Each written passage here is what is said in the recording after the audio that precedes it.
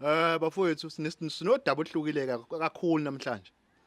Sinodaba oluhluke kakhulu. Eyi, kodwa lobucayi wena ongalibheka kuwudaba olubhedayo kodwa lobucayi bafowethu. Manje kunendoda engiphethe kambi lapha eSakhenayo. Mesizingela nayo la sihamba naye amaqele sizingela. Sibolekana izinja kwenzeke omunye menendlela. Aboleka omunye isha eyozingela sibolekana kodwa umuntu meke efike mezoboleka inja ayiboleke kumnikazi wayo. Useyahamba ke lo baba kuthiwa zithi izingane wayithatha wayozingela. Useyabuya lo mnumzane inja yami ayisekho.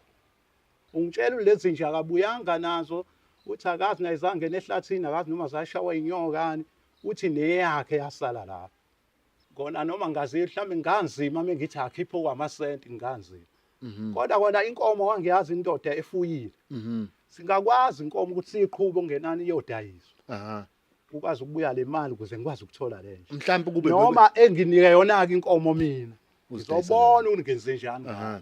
Ukube mhlambe lenja wena buyidayisela umuntu mhlambe ubungayidayisa ngamalini.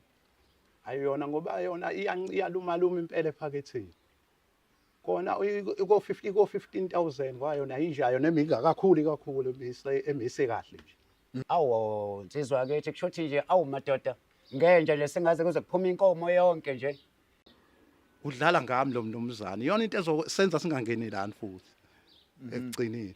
Ngoba njengoba bekhuluma kanje ngisho phambi kwakho onamsakazi. Ukhuluma kanje na kumina lento esenza size sicishe ngaze ngathi asithathe induku siphumelela ngaphandle. Naye sishayane ngoba kusho ukuthi yena ushaya mina hayi ngoba eyenza lento eqondeni uqonde mina.